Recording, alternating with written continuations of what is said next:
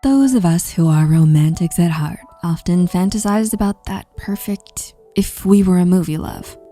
Even if you're not a romantic, you might still want a special someone by your side to lean on, laugh with, cry to, and cuddle the heck out of at the end of a bad day.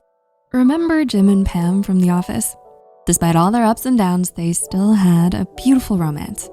They trusted each other, supported each other's dreams, and were lovers and best friends at the same time.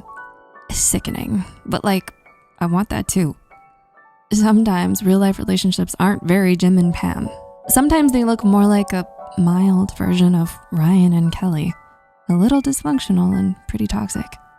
Toxic behaviors can creep in on your relationship, whether you mean to or not. What are some of those common behaviors that can kill a relationship? Keep watching to find out. Number 1, I'm sorry. Sometimes partners can unintentionally hurt each other. Maybe a joke goes too far, or their cooking gets criticized a little bit too much.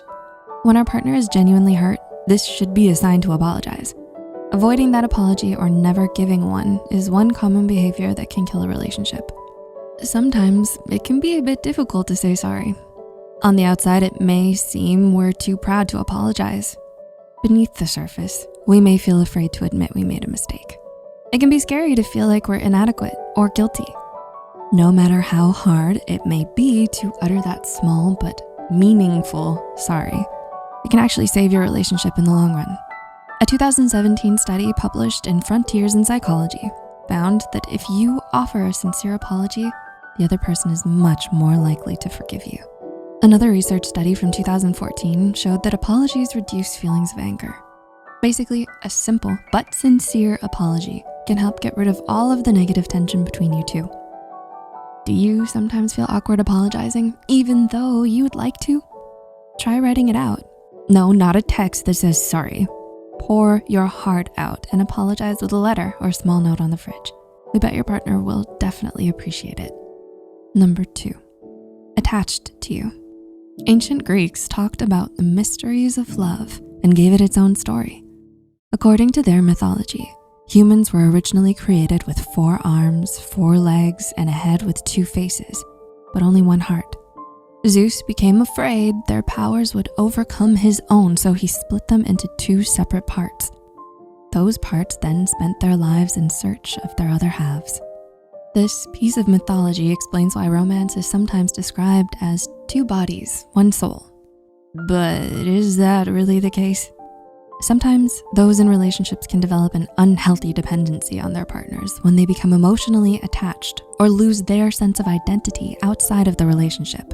A 2018 study showed that emotional dependence in a relationship can be a sign of childhood trauma and preoccupied attachment. If you have developed this unhealthy attachment, you might neglect all of your friends and only hang out with your partner. You also might depend on your partner for emotional comfort instead of regulating emotions on your own. Do you feel like you don't know who you are without your partner, or like you depend on them? This could be another trait that's killing your relationship. Number 3, my crystal ball is broken. Communication is the key to relationships. This may sound a bit cliche, but numerous psychological studies over the years proved the importance of clear communication with your partner. For example, a 2021 study published in Personality and Social Psychology Bulletin showed that your relationship may flourish if you avoid negative communication patterns, like making assumptions. When you and your partner don't communicate your needs and wants with each other, you're forcing each other to read each other's minds. You might assume what the other one is thinking or put incorrect labels on each other.